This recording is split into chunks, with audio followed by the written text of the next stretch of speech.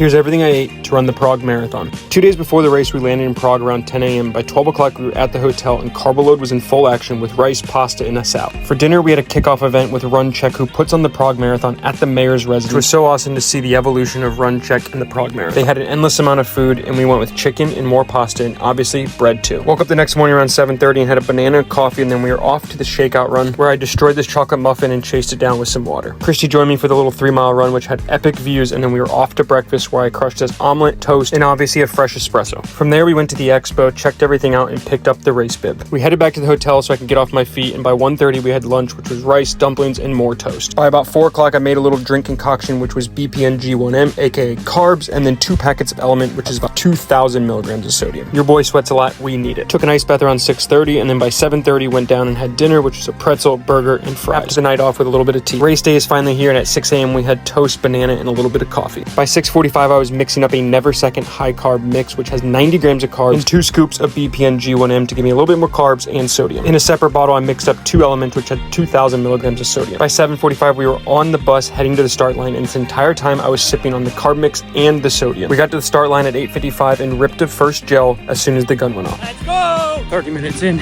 gel number 2. Gel number 3 going down. We ended up taking a gel every 30 minutes on the dot for a total of 7 gels from start to finish. Prague Marathon, let's go!